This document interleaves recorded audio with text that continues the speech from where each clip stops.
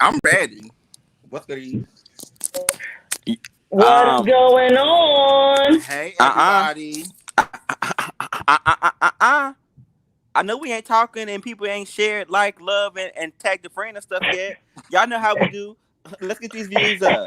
Because I Cause felt I like don't even I think feel like the light was I don't on though. I don't see nobody on, and I don't even see the red light. Is this thing on or not? Eric Is it said y'all late. Okay. Oh Oh, so this thing is on. Okay. yeah, it's on. Facebook, Instagram, Twitter. How y'all doing? Are we live, whores? Are we Yes. Are we live, live? whores? We are. Shout out Come to on T.S. in. Madison. I love you, girl. How you doing? How you Um, doing? hey everybody. Hey everybody. How are y'all doing today? Come on, viewers. Wow. Come on in the room. We just waiting. We just waiting for everybody to get tuned in before we start diving into what we got to talk about here in the Gay Raj. I'm pulling out Okay. all social media, all social media Come this on, Gay morning. All Raj. of it. I see. No, y'all You didn't on a catch mission. y'all didn't catch Johnny's Gay Raj. Go ahead, Johnny. I'm live in the Gay Raj chat. Yes. Wow. So, we have an interesting topic today. So before we dive into that, I want to go over some housekeeping, and I want to go over um we have a new panelist first and foremost. Did y'all see this? Did y'all see this sexy man right here underneath me? Go ahead, Hey, Listen, Johnny. do y'all see Jesse. this? Hey, Jesse. Do y'all see this thing right here? Oh my God, this man is gorgeous. That's right. Thank you. Why is it looking like this? Okay, here we go. So I want everybody to meet Jesse. Hi, Um, everyone. Jesse will be joining us. He is a part of the outreach team. He has been in the background for a little bit, doing most of our, all of our marketing, or all of our things that we send out, our flyers. He's helped with our pages and things like that. Um, and so now it's time for him to kind of join and be a part of the conversation. So he's Yeah. here to spice things up, give a little white seasoning on there. Yes, Um, and we would and we'd love to hear from you. well, I'm But ready. I'm ready for it. so we typically do these things, and I haven't. Oh, actually, Patrice is on board, so never mind. So I'm going to let everybody kind of introduce themselves. Um, and I'm going to have Bryce go first to kind of give you an example of how we do things. Cool. Hi. I'm Adonis and I want to have fun. Now, hi. I'm Bryce Curry. I'm the parenting specialist at Range. So what I do is that I get people who have been out of care for 6 months or longer, and I get them re-engaged in care. But also, if you 2 to 3 weeks, if you're newly diagnosed within 2 to 3 weeks, I get you into care. I case manage you for a year. I hold your hand, and I help you learn the tools that will help you navigate your care and stay retained in your care. So, homie, Thank you, Bryce. thank Go you. ahead, Sean. Hey. Y'all already know it's your boy, Sean. I am the peer outreach specialist here with Crew. I specialize in harm reduction as it relates to substance use. So if you know anyone dealing with any substance use problems, any drug addiction problems, and things of that sort, please refer them over to me. I'm willing to work with them. We have some mental health counseling we can get them hooked on to, or they can just, have my services as a peer, and I can just relate to them and talk to them and make them feel real comfortable. So anyone dealing with those issues, definitely make sure you send them over to me. My number is below, and I'll provide my email later. And y'all already know I tell y'all every time I have condoms and I have lube. Come see. Thank you. Go Hello, ahead. everyone. My name is Patrice. I am the prevention case manager here at RAIN. I assist in people in getting onto PrEP as well as paying for PrEP if you do not have insurance. I actually was really excited because I signed up 4 new people this week. So people are getting the message that Black lives do matter. You should be on PrEP. That's on period because they play too much. All right. Hi, everyone. My name is Jesse Jesse. Elkin, and I am, I think, the newest to the RAIN team. and I'm the research coordinator. We're working on 5 different studies, one of which we have officially greenlit, called Tough Talks. So if you are living with HIV and want to participate in the study, it's a virtual reality talk through app that has a lot of great insights. So I don't see my number below, but I'm sure you can find it through one of these guys. And we'll make sure that we get that added for you next time. Cool. Thank you. Thank you. Sorry about that. And so Patrice is very passive aggressive. I was very much okay with not putting my information at the bottom, but she definitely made me one. Oh, you peeped that, did you? So without further ado, my name is Jonathan Wilson. I am the EIS and Outreach Supervisor here at RAIN. I pretty much, whatever. So if you need help in any way, shape, or form, you can give us a call. We do sex education. We talk about passing out condoms and lube. We talk about the Plan B. And Plan B. Thank you. We talk about the importance of being a what? A healthy sexual. Healthy sexual. And we like to have a good time. So hit us up if you are looking for services. I want to go ahead and shout out to CREW. CREW stands for Community Resource Empowerment and Wellness. That is our sister organization. They focus on mental health as well as substance use. What I like about this program is that it's not trying to get you to stop your substance or your drug of choice. If you're using 7 days a week and you want to make your goal down to 5 days a week, we're going to applaud that because that's what's up. We want to make sure we can kind of get you where you want to be. And by doing that, we also tackle the mental health portion as well. So we're not just relying on you stopping or you actually moderating your usage.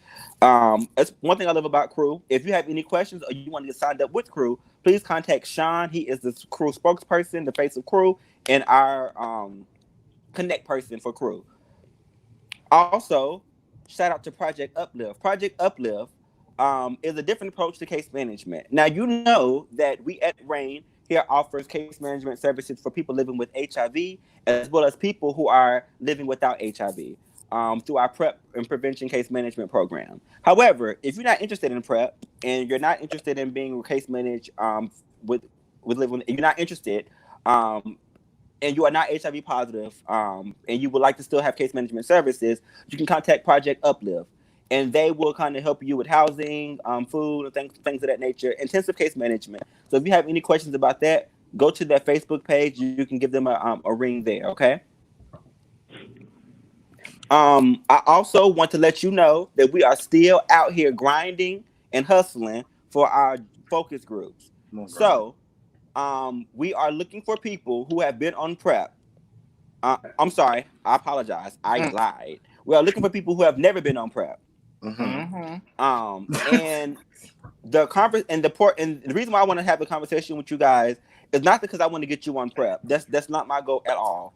I want to sit down and have a conversation about what's the hesitation, what's going on, how do we market, what do our community currently think about PrEP, what do you think about PrEP, and how we can kind of push forward and kind of getting everybody on PrEP.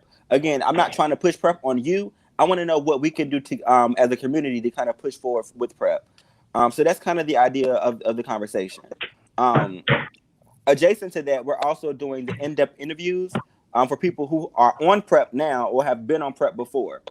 And we look kind of see, what about PrEP you like about it. What do you dislike about it? I want to know your whole journey in regards to you on PrEP. So, but all information is helpful. What your mama said about PrEP, what your daddy said about PrEP, how your friends approach to it. Like, I want to know everything that dealing with PrEP about you, so that we can kind of create interventions. Historically, white men have sit behind desks and have made interventions to try to engage our community. However, we all know that that's not correct. It's not working. So right now we have opportunity to kind of sit down at a table and create our own interventions, and we can only do that if you be a part of the conversation. So please have a seat at the table, as Solange would say. We're waiting on you. So contact us. You can contact myself, Patrice, Bryce, Sean, as well as Jesse, and he can kind of get you in the right direction, and we can kind of set something up so we can have a conversation. All in-depth interviews and focus groups will be done virtually, whether that's via phone call or Zoom. So if you're interested, please hit us up. So we want to hear from you. We want to hear from you.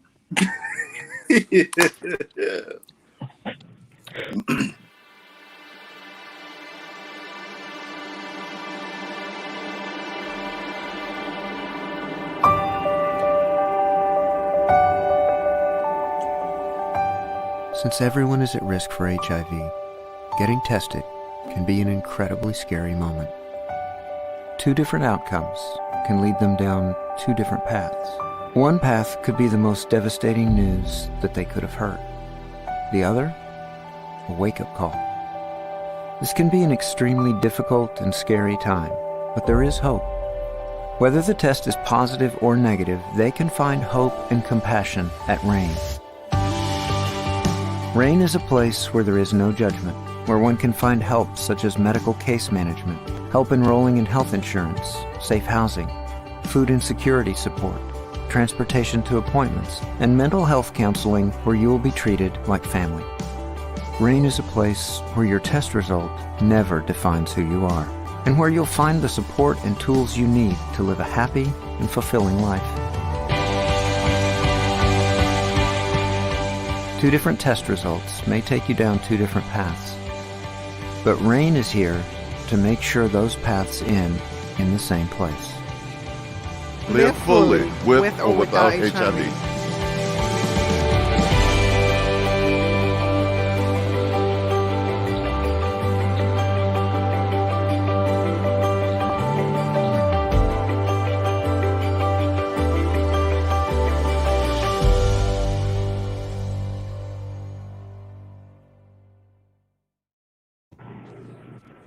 All right, so I just wanted to play that clip to remind everybody of our slogan: "Live fully with or without HIV." I like it. Something that we go by, and I just wanted to remind everybody that. Huh? Were you in the video? Mm-hmm. Oh, yeah. Yeah. So That was me. now that we got that nice reminder, I wanted to just go ahead and start diving into the topic today. And it looks like we have it up. It is I'm coming out. Oh. Oh, my God. I'm coming. I'm coming out. Oh. I want the world to know. No. No. So Beautiful. why that song is so luxurious and glamorous, things like that. Everybody Coming Out story is not luxurious and glamorous. We have so many different perspectives of coming out. Sometimes it's good, sometimes it's bad, sometimes it's dark, sometimes it's light. And today we're going to focus on coming out stories. We're going to talk about our own personal experiences, and we're going to try to kind of dissect those and see, what things that we can kind of do to help out our community in regards to them coming out as well. Okay. So without further ado, I'm going to go ahead and dive into it. I am going to let Patrice start off with her questions. It's always me. Because you're so good at moderating. What's goody? So first of all, for people who are out there that may not know or don't know the difference, what does coming out mean? Okay. I would say, I guess, coming out means being honest or expressing your true sexuality. Mm-hmm. I would say the same thing. Yeah. Mm-hmm. Like, I think not hiding your sexuality anymore. but now I think it's also gender too. So like coming out as your gender or who you want to have sex with. Right. Mm-hmm. I personally think it means shedding light to something that you didn't shed light before. I think that we often put that in the same category as somebody coming out of the closet of being gay or things like that. But it can mean a lot of different things. I can come out of the closet as being positive. I can come out of the closet as being, it's so many different things. I can't think of anything right now. But I do think that it's shedding light on something that you have kept hidden for so long. Mm-hmm. Very good. Very nice. I like it. Yeah. So tell me, guys, was coming out a positive experience for you? Who you want to start with? Now, Rashawn, we've talked in depth about the different things in your situation, so I know, you know. Yeah. So, Matter of fact, I'll go ahead and start this since you started. I've kind of told my story before. My experience was not the best with me coming out to my biological family. It was not accepted in my family, and at that time, my family was really holy and into church, and they really felt like, you know, this whole homosexuality thing was a sin and it's a curse and it's all this. I mean, it's a spirit. It was just so much stuff that I was hearing. I'm just like, I don't think, you know, God would create me and hate me for being me when He created me. I mean, so I just had a whole different vibe that was going on in my head at the time than my family. And my coming out experience actually led me to going into group homes. My family really was not accepting at all, and they kicked me out literally the day that my aunt found out that I was gay. I was staying with her. She literally told me to pack my bags and that she did not want any of that gay stuff around her kids. And I immediately was dropped off at a 14-day group home. I was like, it was phone calls in between that she had called made and stuff, but in between then it took literally like no more than 4 hours, and I was literally out of the house because of me being gay, me coming out. So yeah. you know, and I think that, and to add to that, like you see stuff like that on TV, like you see stuff like that, like on movies, things like that. But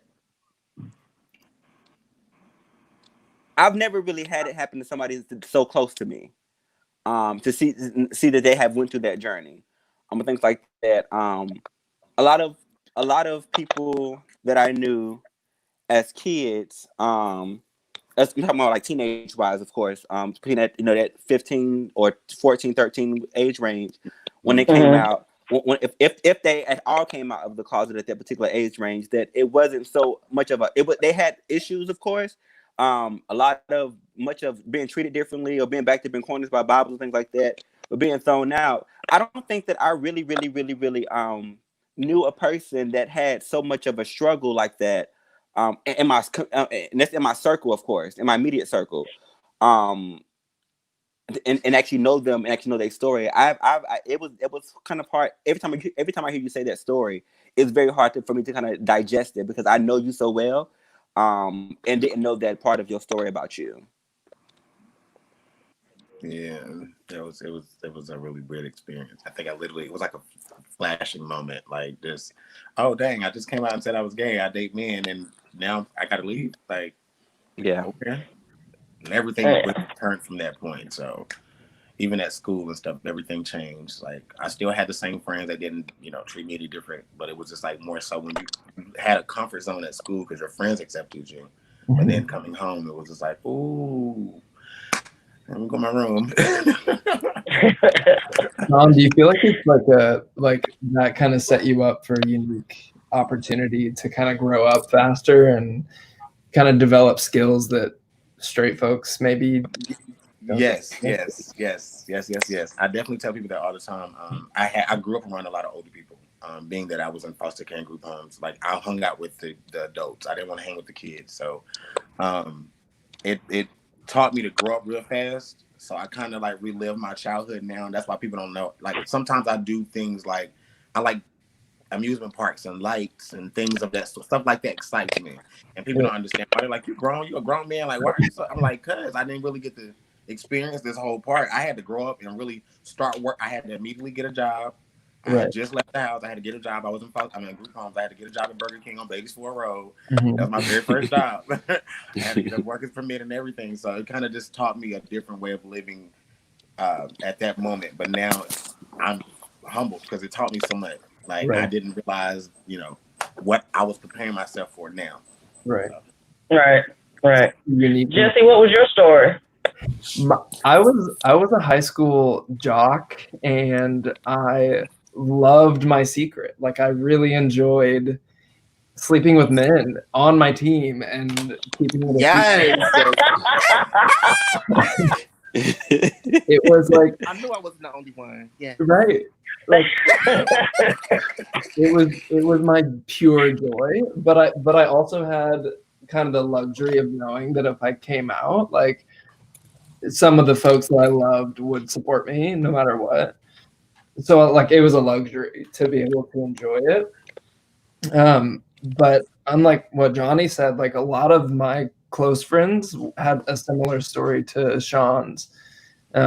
Totally kicked out of the house and fucked over, and just like lives temporarily ruined or challenged. And I made it out pretty easily. I didn't actually come out until I moved across the world to Australia and felt like I had space and could Yeah. do it on my own accord, you know. But yeah, I think it's just like the strength and independence, like what Sean's gone through. It's kind of fun to have this like little secret, I think, even though it's fucked up and this world is, you know, it's crazy that we even have to come out. I think it's kind of a unique perspective to live. Right. Mm-hmm. Okay. Bryce. Man, I Making didn't my have way. enough balls to tell my parents to their face. I told my mom over the phone. I told my dad via text message. I came out sophomore year of college, and I made it so dramatic. I said to my mom, I said, "Mom, are you by yourself?" She said, "Yeah." I said, "Okay, sit down, close the door." She was like, "What the fuck? Like, what's going on? Like, what happened?" And I was like, "Oh." She said, "Oh, tell me something I don't know. I thought something crazy happened at school." I said, "You know what? Don't do that." Ooh. When I told my father at first, he made it seem like he was okay with it, but it turned out he really wasn't, because he called my mother. He spazzed on her. He basically blamed my mother for me being gay, and it was my fault that we left. And if we would have left, if we would have never left New York and moved to Charlotte, then it would have never happened. And this and that. Like, he really went in on her and made her feel bad as a mother, because he felt like because we moved away that I'm gay. But even when we did live in the same state, he really wasn't around like that. So it was like, Either way. you know. Mm. So my father's still kind of in denial about it, because the last time I seen him, he still asked me like, "Oh, where's your girlfriend?" I was just looking at him like,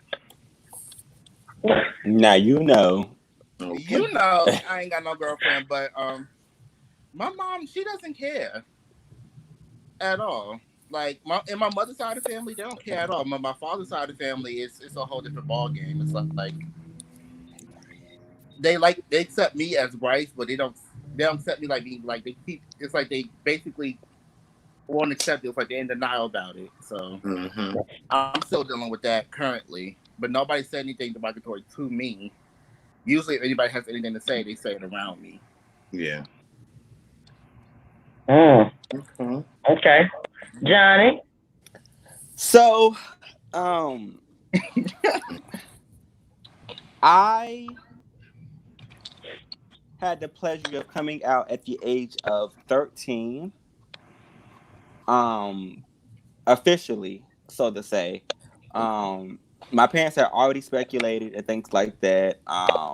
You know, I was always I was a big Tina Turner fan as a kid. I offset that with Michael Jackson, but I used to be outside. Private dancer. Right. I used to be outside doing Tina Turner as a kid. I always wanted to play sister with my sisters. Yes. And I always wanted to be Storm when I played Power Rangers and shit. Yes. But so my parents kind of picked that up and things like that. But it wasn't until I got really sick and caught my first STD was the first time that I was in a hospital, and I had to face that conversation with them about my sexuality. And I remember being nervous about it because my mother is relatively young. We are kind of like 13 years apart from each other. But I remember a couple of weeks before that she had said something in the car. I would never accept a gay little boy. I would never accept a gangster little boy. So they kind of deterred me from having the conversation with her. And my dad was like,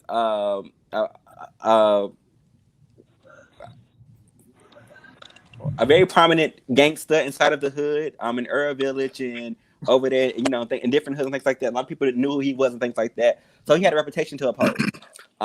And a gay little son was not on his agenda at all. So I'm in a hospital, been in the hospital for a couple of days and things like that. And now we've been, we're having a conversation about my sexuality. So I was kind of forced, and my story was more so told for me as opposed to me coming out, because I had to expose who I had been having sex with and things like that because of everything else. Right. Honestly and truly, though, the experience after that wasn't so negative. I felt like they kind of all rallied around me. My relationships got closer with my mom and things like that. I felt like my dad kind of took that protective role about me after that. That ain't anybody gonna fuck with you, you know what I'm saying? Like, you still my motherfucking son, anybody gonna fuck with you and things like that. So he still kind of had that approach. He'd bring me around the cookout, and and I'm, and I did, now that he accept me, I'm gay. So I got my rainbow flag socks on, things like that, and whatever. And it was interesting to see that like all of his friends that was all these gangsters and in the hood would like embrace me. And and make sure that I was okay. They always make sure, that nobody was. They always embraced me. However, when it was time for me to fight, I had to fight 3 times because they wanted to see me fight. And it was always the case. However, though, as it relates to somebody picking on me and things like that, they made sure that that never happened. Things like that, or they made sure that I bet you won't fight him though, and things like that. But. So I really didn't have a bad experience as it relates to my immediate family. Now, my grandmother had conversations. There were times where I was in the corner of a room, and she's like damn near hit me in the head with the Bible and things like that. But it wasn't as harsh as the stories that I've heard of the people and things like that. We got through it through conversations, and we got through it sitting down, things like that. And there was a time, and there has been a time where she's able to meet my boyfriend and hug him and actually love him as if he's her grandson. So, my story is not as bad as I've heard, as bad as I've seen, things like that at all. So yeah, I'm kind of with Jesse as well. Let me clarify something too. For my story, my aunt kicked me out of her house. My mom was on drugs and gave me away to my aunt when I was 3. So my aunt raised me from 3 up until 14. My aunt found out that I was gay, and she the one that kicked me out of her house. And that's when I left the whole family. My mom was out in the streets at that time. She didn't know what was going on. Now, when I did come out to my biological mom and she found out, and we finally had a conversation, this lady gets on the phone with me. And we just having a normal conversation. I'm like, Mom, I miss you. I'm ready to see you. And I'm like, I got something to tell you. And she was like, what? I was like, yeah, child, I am gay. Like, I'm not child. Tell you, girl, like, I am just the gayest thing right now. I'm trying to find myself. I got a full set of nails on at the time. I was trying to find myself. I was at that point where I was trying to find myself. I didn't know what I wanted to do. I didn't know which way I was going, which direction I was headed into. But I had to let her know, like, I'm gay. And she tells me, no, baby, you just confused. I said, Mom, I'm not confused. I know what I want. I know what makes me happy. I said, now, what I need from you is, are you going to be accepting of it? She was like, well, you still my son. I don't care about none of that, but I just think you're confused. So I was like, child, she's been saying that she's still been saying it. Like, she still says it to this day. She's like, I just think you need to be with a woman. You're just a very handsome young man. I think you're just confused right now. I'm like, if you still think I'm confused after all these years, baby, I'm going to need you. I have a question. Did everybody go through that super gay phase once they came out the closet? Yes, I did. I did. I think I'm growing into it more and more and more and more. You think what?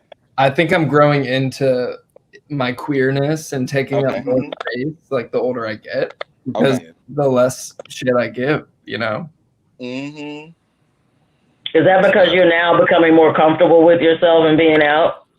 I think in just like every aspect of life, the older you get, at least the goal is to feel more comfortable. And yeah, I totally feel, and I think it's also like having people like you guys around, and like, you know, the people you surround yourself with, and our workplace, and it's just like, why should I not live to my fullest, like everything? Right. Yeah. That's awesome. So let me ask you something. What advice would you give to a kid or teenager that's coming out? And does that advice change for an adult that is still in the closet that wants to come out? I would say come out when it's safe for you. Not every environment is necessarily safe to come out. Yeah. You know what I mean? And I'm not here to encourage anybody to stay in the closet because they feel like they can't never come out. But I would say, like, come out on your own terms. You set your own rules and you set your own boundaries. And definitely come out in this time when you're in a space that's safe and that's comfortable for you to do it. Right. I completely agree. I also want to add, like, it's not anyone's obligation or duty or job to come out. Like, you don't owe it to anyone to tell anyone who you sleep with or who you like. Right. So, like, I mean, my advice would be to get rid of the pressure, because, I mean, it matters, but it shouldn't matter as much as it does in society. So, and it's not your job to do it. Right. I also want to. So my advice would be to watch out for that stage of you getting to know who you are, because you are accepted. A lot of us do go through that stage of trying to find ourselves, because we've trying to overcompensate who we are, and want to make it inside of their face. It's okay. You're not going to be everybody's cup of tea, and that's totally fine. And I wish that I had given myself that advice, because I realized that looking back, that wasn't me. That wasn't something that I appreciated. I didn't like myself. However, I felt like I had a point to prove in regards to, you're going to accept me for who I am. So what, things like that. And that was at the front of my mind, as opposed to me being me authentically.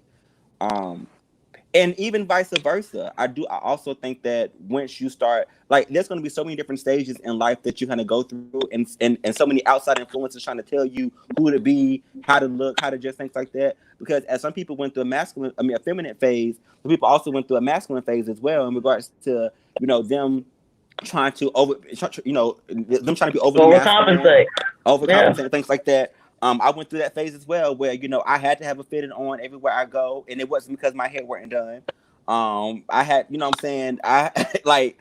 went through that phase as well, to where, like, I wanted to be very masculine, to prove that I'm still a guy. And I'm just overcompensating for something until I had to stop and accept myself for who I am. I'm sometimes I'm feminine, sometimes I'm going to be overly masculine. But I mix it. I don't care. That's just me, though. Things like that. So finding your niche and sticking to it. Don't overcompensate, and don't let the world influence who you are authentically. Is what advice that I would give. For me, I would kind of branch off with what Johnny said. But more so, my thing is making sure that your mental health is definitely in it's prepared or in good standings at that moment. If you do feel as though that you want to come out. And just know the ins and outs of those things, and knowing when you do come out, the pros and cons that come with it. It's not going to always be good. It may not always be bad, but at the same time, you have to prepare yourself mentally for the whole situation. For myself, I didn't. When I first came out, it was like I said, I went through my whole feminine stage. I was trying to find myself in the comments and stuff that I was hearing. I was getting called faggots and all that type of stuff. Me being me, though, and the way that I was raised, I am a little ghetto sometimes when I need to be. So at those moments, not preparing, not mentally being ready, I was immediately feeling an attack. Like when somebody started calling me names, but it was how I was presenting myself. It was the way that I was displaying, this is me, I'm gay, and this is what gay is at that time. But me coming to terms with who I am as a person and what it is that I really wanted out of life. Yes, just like Johnny said, I have my feminine moments. I have my masculine moments. I call myself a butch queen. I'm a real hardcore butch queen. I don't care. I like that type of because I like to butch it up, but when I want to queen out in Vogue and drop into a dip, baby, you're gonna see me go ahead and get one in. So, but yeah, definitely make sure your mental health is in check before you decide to actually make that decision to come out if you choose to. Mm-hmm. I want to say though, too, when I was younger, like in middle school and high school, most of the gay boys I knew around my age, they didn't come out the closet willingly. It's like they were forced out because they got exposed. Mm-hmm. So they'll be like, they were messing with another boy on the low, and their girlfriend find out, and the girl comes to school be like, oh, such and such gay, he gay. Like, look at the pictures, look at the messages. Like, it was real messy. So Yeah. it's I mean, like, what? Oh That's yes. true. yeah, it's Oh, yes. like, Oh yes. so then like to prove his masculinity, like he would have to fight the gay boy and then come up with a scenario like, oh, it isn't. It's not like what it seems like. When it really is, but it's nobody's business, and it wasn't her job to do that. So it was a lot of messiness. People be killing themselves and stuff like because of stuff. Yeah, like that. Get exposed for being put out, and because they didn't do it themselves or they didn't initiate. They weren't ready. You can't drag somebody out of the closet. That's not healthy.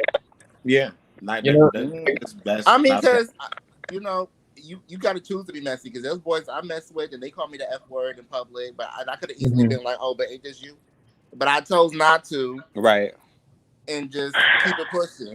So it's that fine, and I'm glad you said that, Bryce. It's that fine line of being messy, or you know what I'm saying, or things like that. Because I know for me, I've went through that as well, but I also fight.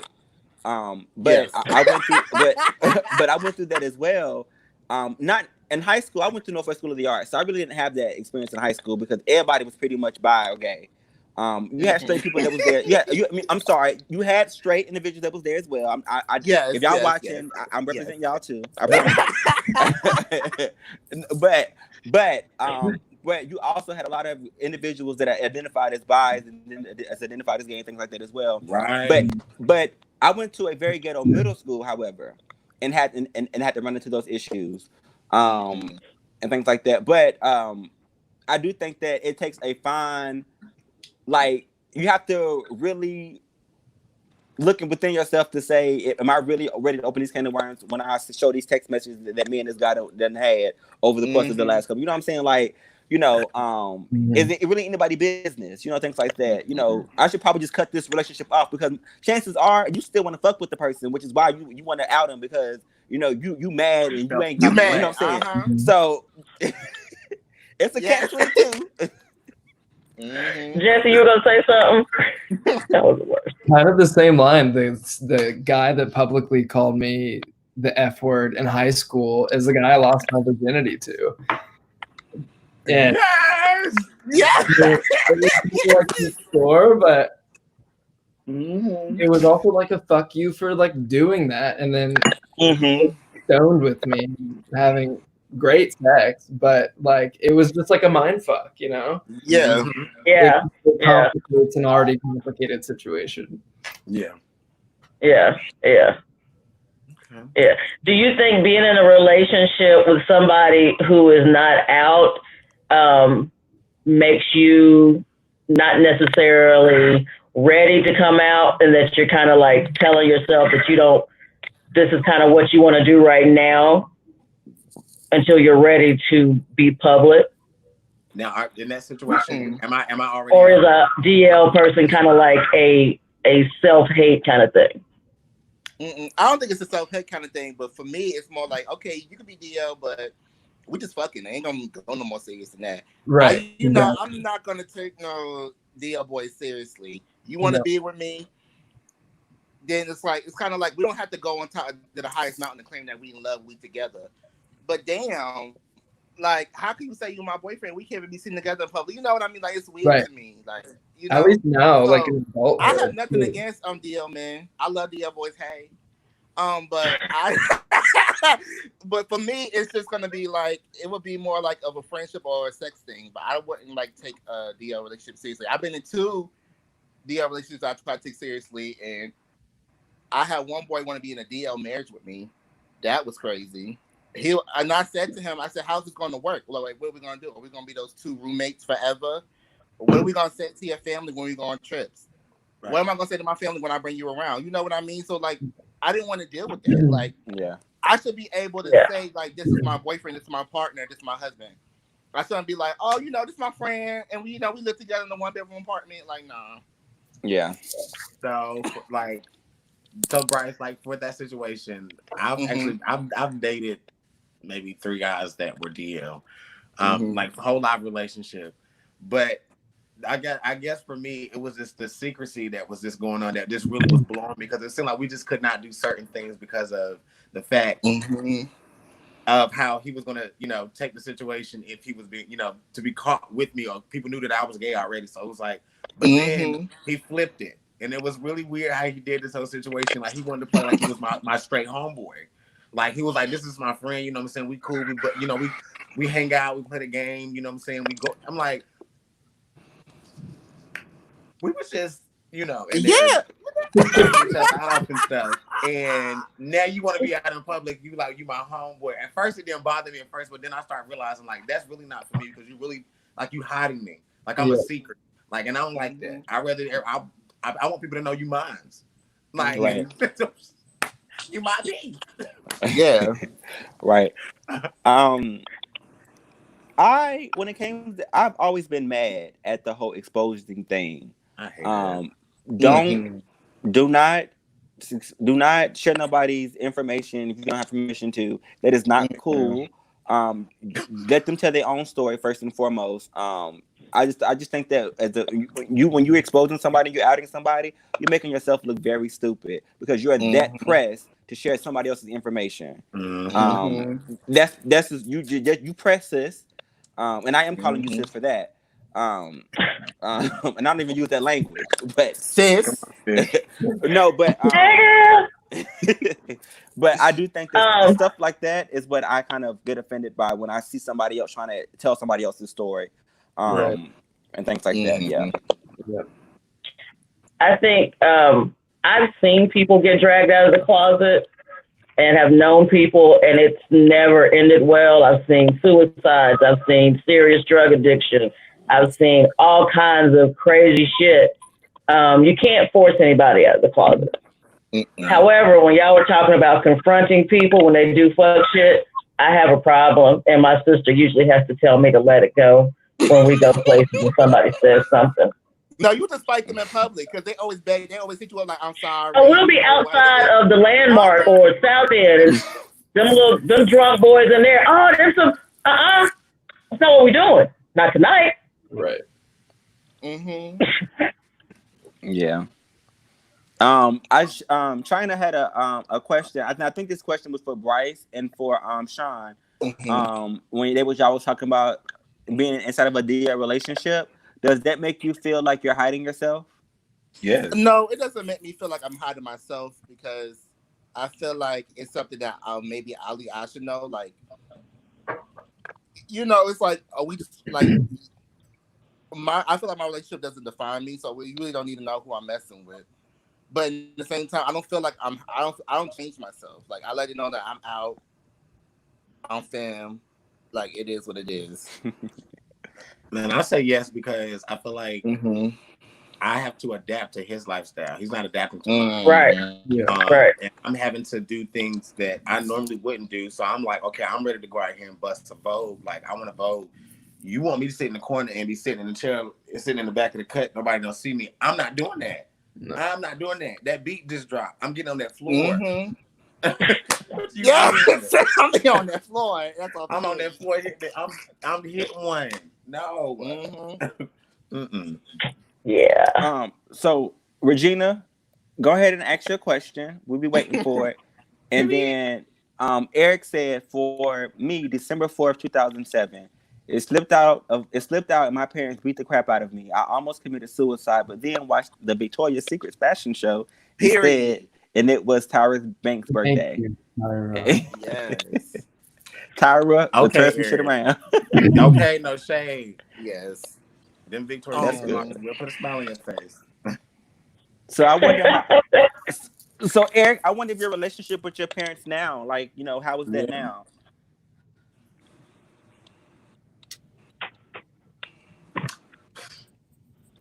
Yes. Yes. And yes. Yeah. Oh Oh, yes, they do. My little black book is full of them. Not all of Full of them. Not all of them. Not all of them. But I No, just- not all of them. Like, I'm They his- really like, I'm are his gay men homeboy. that just- yeah. I'm like, yeah, what's up? Hello? And I also, and I hate to, I really hate to use the term that down low. I like to use the word discreet because sometimes, most times, down low have a negative Or connotation to it. I Bisexual. feel like those are two separate words. Mm. But down low and Why? I mean, we can Wait, go Bryce, there. what do you I mean? feel like DL, you don't want nobody to know you gay. I feel like discreet, you don't care if nobody knows you gay. You just don't want nobody knowing that who you fuck, how many people you fucking, and that's a whole nother. That's a whole nother thing. I too. feel you on that, but I also Mhm. think I'm that so confused. no, I and I do. understand. I actually understand what Bryce is saying because I think that inside of the black gay community, inside of the gay community, period, they have made that a different thing. Mhm. They have separated those words. Mhm. Only However, on escort sites. escort sites, it's Jack, Grinder, all of them. They instead of saying they would say discreet to say that they don't want their information to be out, that they're, not necessarily they're gay, but necessarily that, they having sex with different people. They want to be discreet about who they're having sex with. Keep your mouth shut. However, I like to use the word discreet because I don't want people to feel like when we say down low, we often think about the shit that took place on what is that movie called, For Color Girls, or like guys that are out here having whole life girlfriends and wives and sleeping with men and things like that. And it's a negative connotation whenever we say that. However, I also feel like, and I do think that adds to the stigma, and also it adds to the fact that I'm not coming out because like look how y'all, Because the black community don't believe in bisexual men. right, and look how yes. y'all and look how y'all treating me now and things like that. Like, Wait, Patrice, can you say more on that too? So most black people feel like if you have done anything with the same sex, one time I tried it out, anything close, that automatically makes you gay. In a gay community, for a lot of gay people, if you have a guy that has had any kind of relationship with a transgendered woman or any kind of butch queen, then they're automatically gay. So there's a disconnect between being bisexual and what is considered down low. Mhm. Or But you know what's so funny all that other to me stuff. too? The same men who be like, you gay, they be running trains on girls. I'm like, you just had sexual experience with another man too, so does that make you gay? But are they looked at as men or women? If you're going to say they're women, then they're going to be women. Mm-hmm. right. Lord. Mm. You're splitting hairs between gender and sex, and they don't go together. Right. Jenny, okay, you can say it. It's fine. What happened? She said she was sorry for texting that word. Oh, no. I wouldn't. I just think I wouldn't say that. I don't think that. We're still popular. It's still popularly used. It ain't something that I'm just making. Yeah, people still use it. I was just making something that I prefer not to say, or something that I want to change. I want to go out here and change the world, Regina. So,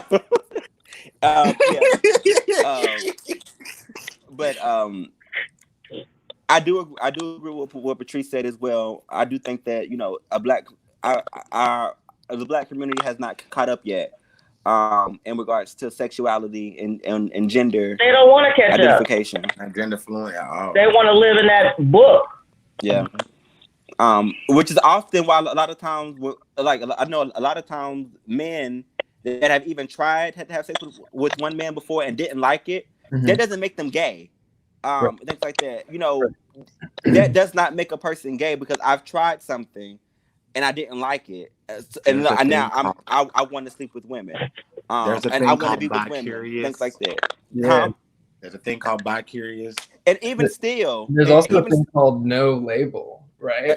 No labels, things like that. And even still, bi-curious, things like that, they're still kind of indicating that they're inside of something that they don't want to be. You identify with what you want to identify with.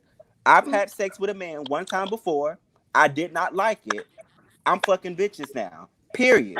I'm not gay. That's it. You know, I think That's that's it. That's And mind the fucking business. It's none of your Exactly. motherfucking business. and that's how sometimes people gotta put it. And things like that. You know, I've actually had a story with somebody, an uncle of mine that said to me, you know, it was that phase conversation, Sean. You know, yeah, I mean, I ain't gonna lie, you know, I tried it one time and things like that. I didn't like it, you know what I'm saying? But you know, if that's what you want, this is what you want to do. And I believe him. I don't think that, you know, he's a down low man or he lived the gay life. I don't think that at all. But I applaud him for being honest with me and saying that I have tried this, it wasn't for me, and I moved on and things like that. Right. And I think that we need more people to kind of do that. Like, it is what it is. Like, hey, But that's a nut is a nut. That's another whole conversation. I feel like we need to have too, maybe another topic. But I always feel like it's so much easier for a female to be like, "Hey, I tried this," and it's more accepted than a male saying, "Hey, you know, I had sex with another man." Because females being gay does not make men feel like their masculinity is being challenged. Right. Mm-hmm. The only time you'll see men mad at women that are gay is when they're super butch, or if they got more females than they do, or if they walk around with a bad stick in the club and looking at them like what?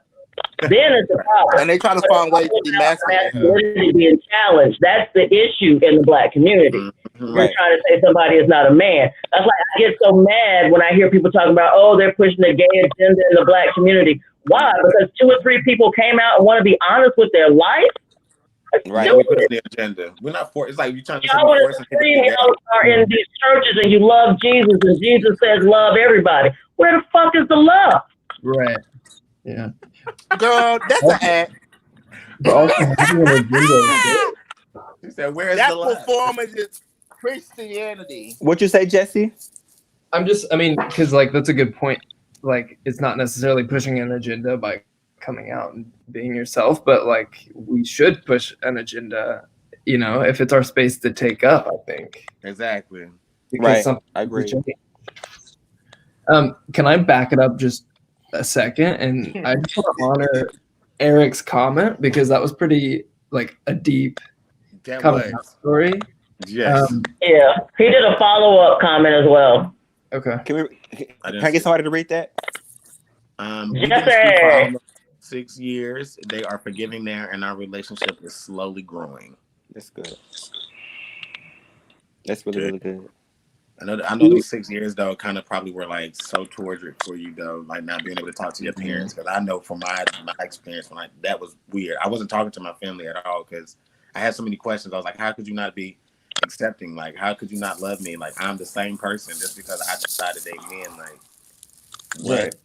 Like, I didn't get it. But yeah, Eric, I definitely can relate to that too. So yeah. Do we have some my brothers didn't talk to me for 3 years. About 3 years, they didn't say anything to me. What'd you say, Jesse? Do we have any like quick go-to resources for like folks that are coming out might have a situation if they're like under that? 24, Time Out is a great place. Time Out is really good. PFLAG is fantastic for families of people that are coming out, just so that they will be able to be there for them in a positive way. So that's one of the things I think is really awesome. PFLAG, Time Out. You have different groups for kind of like different sets of people. But still, again, even in the Black community, it's difficult to find those resources if they're even out there. Right. Yeah. I have a question for you guys. Has PDA with your same-sex partner ever been an issue? Has who said again? Has a PDA with your same-sex partner ever been an issue? It's an issue for me. Not same-sex partner. Sorry. Yes. Well, no, partner and period is PDA an issue. Yes. So you It's don't an like issue for me. PDA? I don't like. And I'm gonna tell you the truth. My love language, I took a test today, is physical touch, but I do not care for PDA at all. At all. I'm not with it. I don't have a problem with PDA. I love PDA, and I dated somebody that gave me PDA. But what made me worried about it is one time when my mom brought it up to me, I don't think she meant any harm about it, but she saw the New York Times that this is before Jussie Smollett happened, but there was a same-sex couple in New York that got attacked. Mm-hmm. And she came and said to me, she's like, it made me scared because when I read it, I thought about you. So I don't have a problem with PDA. It's just that now when I think about it, there are people out there that will attack you to be an LGBT couple. Mm-hmm. So you have to think about safety. Yeah. What did you say? That's fucked up. What did you say? I was with a guy in walking down like a city street, and guys came up and called us all the slurs and beat the guy up that I was with. And so I've been hesitant to have any PDA, even with my husband now, even at the store, like where it's supposed to be safer, So totally. I don't really have a problem with PDA. However, I'm on the same line of, how you present yourself, you have to be prepared for what comes when you do stuff like that. I was in a situation before where I was, I was partaking in PDA. We were kissing out in public, and the slurs and stuff started from this group of men. Now it was a little reversed. The people that I was with ended up beating them up for cardinal slurs, but it was a really, really, really torturous situation. But I learned from that lesson. And I said I'm never going to do this again, because if it causes problems like this, it causes issues to where you have to physically get, involved with other people. I'd rather not do it. I'd rather just in the comfort of my own home, we can bust it down whenever you're ready, baby. But like just out in public, let's just save it. Let's just save it. So I think that stuff like that, I was in an interracial relationship in college, and when we would go out, it would be a problem, especially here. And I went to Wingate, so it's a tiny town around a tiny school. But yeah, I can understand that just from that perspective, because it was a problem from all sides. For me, I don't like PDA because I've been a teacher. I've been a teacher from pre-K to after school programs to high school girls and things like that. And for me, I've never wanted my students to ever see me, like busting it down, in public. And it has been years past. So now all of them are pretty much, it's either teenage phase or a little older. And I don't want them to say, "Oh, Mr. Johnny over there, blah, but that's the only reason why. Whether I was heterosexual, whether I was gay, it wouldn't matter to me. I would never want to see my kids out. And I still call them my babies. I would never want to see them out and they see me, doing something like that. That's the mind thing. I don't know. But I just don't like people touching me in public. I want to move around and do what I want to do. I can't move if you're holding my hand or you're trying to put your hand around my waist. I'm trying to go look at this shit that's on sale and you playing games. Just get up my name. That's true. I'm trying to love you. Just trying to love my girl. That's it. Not with it. No. I definitely feel blessed that I have the relationship I have with her because I'm allowed to talk to her about boys. Yeah. She be asking me all types of questions. One time we was in Target, she flat out asked me was I top or bottom. And I had to be like, well, girl, I'm a bottom. And she was like, and I told her. And then, but we good like that, So I think I'm fortunate to have that. Well, now, for me now, me and my mom have a very, very close relationship. She is accepting of it, but like I said, she still says that I'm still confused thing. But my family-wise, they are accepting now. I think because they realize like I'm literally not going to change. I'm going to continue to be me. Mm-hmm. And they like my authentic. I can't say the word right now. Yeah, my tongue tied. Authentic. Say it. Somebody say it. My words. Authentic. Thank you. Yes. They like the fact that I'm being authentic. I couldn't get my words out my tongue, my braces. But I think it made them accept me more now because they know too. Like he's a funny guy. Like he's still the same person. Like just because he Right. doesn't change the fact that this is my nephew, my cousin. Right. Anything. Like they all now they want me to come around more. I'm just like, yeah, I'm good. I don't have to explain stuff. I hate when people ask me questions like, "What is this? And what does that mean? And what is?" I'm like, Mhm. I answered them, child. I just yeah, it's lightning really bad. Yeah, I just seen it. I see the wind blowing. Right. Well, you guys, I think this was a great conversation. I think that sharing stories of coming out and experiences are really good for people to talk about. You have some people who have really difficult, heartbreaking stories, and you have some people that have great stories. And I think it's good for people to understand both sides. So I think that you guys' stories really help some people that may have been watching today. I think that's awesome. Me too. All right, Johnny, take us out, baby. All right. So without further ado, like saying it for whatever reason, it made me sound so, official.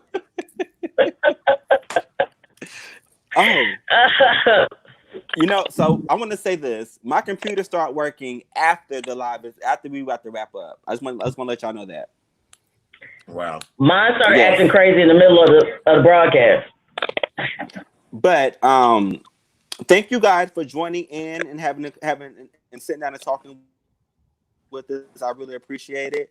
I want to remind you guys that we're still doing the focus groups and the IDIs. The focus groups are for people who are, hold on. There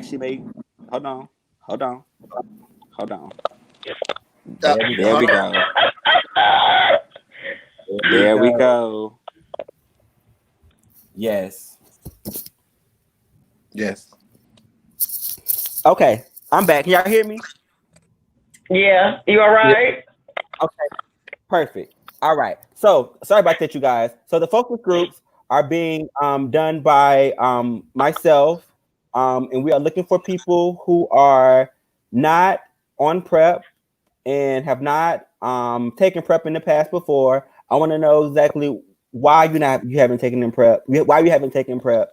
What's hindering you? And again, the conversation is not to try to get you on prep, but I want to know a census of what the community think about prep. Adjacent to that, we're also doing the in-depth interviews. The in-depth interviews are being conducted by Patrice, Bryce, and Sean. If you have any questions, please let us know.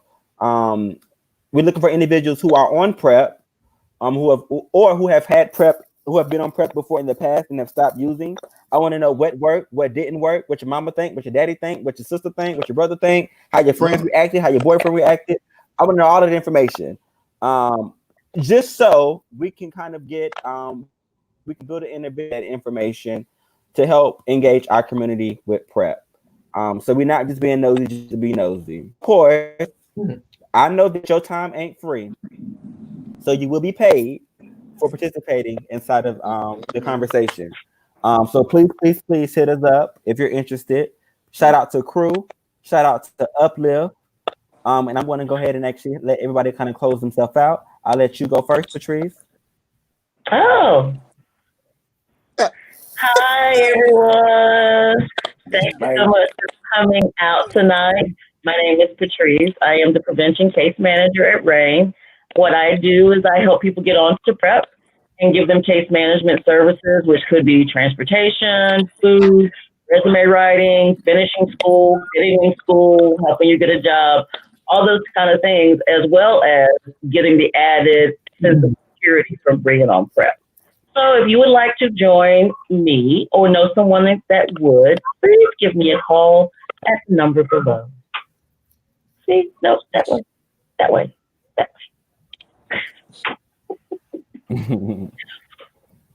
Oh. Make it hot, Bryce. Call me now.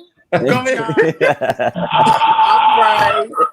I'm the parenting specialist at RAIN. How are you? I'm great. Thanks for asking. So what I do is that I get people who have been out of care for 6 months or longer, and I get them re-engaged in care. But also, if you're newly diagnosed, I get you into care realistically within 2 to 3 weeks of your diagnosis. I case manage you for a year. And my job is to help you navigate your care, give you tools to help you remain in your care. And I also case manage you throughout the way. And I help you with any crises or any problems that might affect you just in your life, your personal life, but this might affect you with your care. So if you or someone you know needs my services, please call the number down below. Yeah. All right, Sean. That was Y'all know cute. it's the pot. It's the pot for me, baby. So go ahead. Y'all already know the vibes. It's your boy, Sean. I am the peer outreach specialist here with Rain In with Crew. Shout out to Crew. I specialize in harm reduction as it relates to substance use. So again, if you know anyone dealing with any addiction problems, any substance use problems, I'm here to meet them where they at, baby. We on this path together. Let's talk. Let's chat. Let's think of a plan. Let's get some stuff worked out here. So definitely reach out to me with the number below. Again, I have condoms and lube, y'all, for free. Call me. I had somebody just inbox me the other day and ask me. So don't be scared. Hit me up. I'm right here. Period. All right. Hi again. My name is Jesse Elkins. Thanks for listening. Yes. I am the research coordinator, new to Rain team family. If you would like to join our research studies, if you are living with HIV or on PrEP or thinking about PrEP, reach out to Johnny because you will see his number. And thank you to the four of you for welcoming me to this space. It was so lovely to join. Yeah. What he named me on? So it's What your he named boy. me on? It's your boy Jay Thizzle out here repping out. You know what I'm saying? Yes. But I just want to remind everybody that we are a team. Jesse will be joining us moving forward in some topics. So be looking out and remember his space. We're also going to add some information about the research studies that we're conducting so that you guys can kind of know more information about that and get involved in it as well. So be looking out for that on our Keep It 100 page. Also, I'm not going to walk away and have you forget one vital thing before we leave tonight. Oh my God. What is it, Johnny? Is it sexy or Oh not? my Lord Jesus. Is it sexy or not, Johnny? Getting tested. I see you. What is it? What is it? Getting tested. It's wait. It's sexy. Yes. So get tested. Girl, I need to go to the ATM. I ain't got no more singles. Hold on. Yes. Y'all, that's too funny. Thank you for joining us again. If you want to get tested, we are back at the office. Feel free to drop by or give us a call and schedule your appointment. But if you don't have any other questions, goodbye. Thank you for joining. Bye. See you later till next time. Bye. Bye.